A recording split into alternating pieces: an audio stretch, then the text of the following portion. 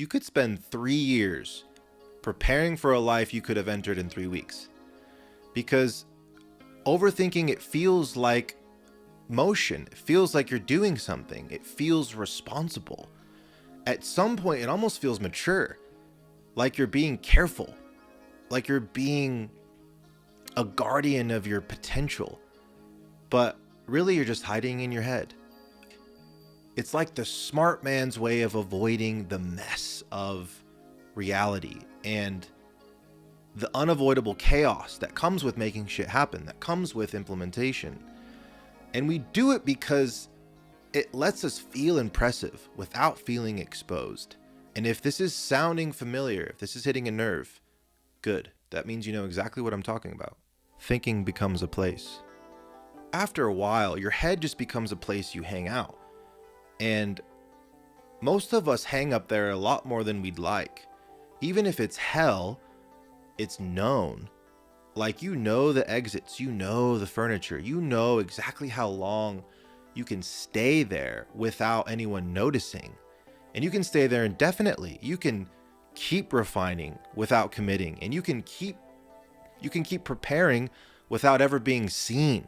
And that's why it's just so fucking hard to leave. How this pattern forms. Most people learn this pretty early. Trying drew attention, and attention felt risky, but thinking stayed quiet, and so thinking became the default move. That way you stay smart, and you stay unfinished, and you stay explainable.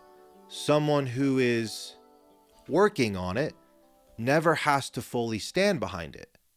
What it starts to cost. Eventually you just become an overthinker.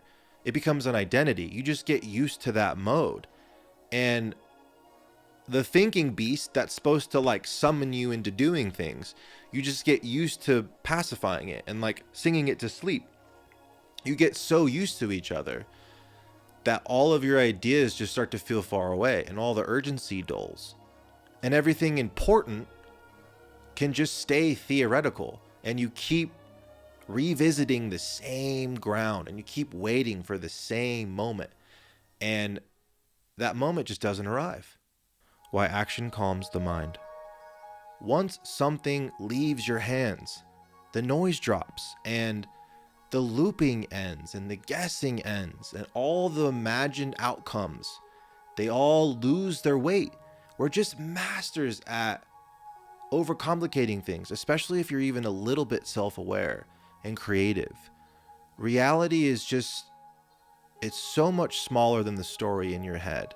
It's shorter, it's quieter, but you can only feel that after you move. The silence people run from. After you get moving, after you act, after you finish, often there's just nothing. There's no reaction, there's no feedback, there's no confirmation. And I think that's the new rejection. That's where most people retreat back into thinking. Not because something went wrong or right, but because this ambiguous zero feedback, that is the new naked, exposed feeling that we're all trying to hide from.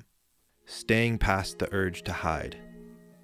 Your intelligence is this really fancy shield.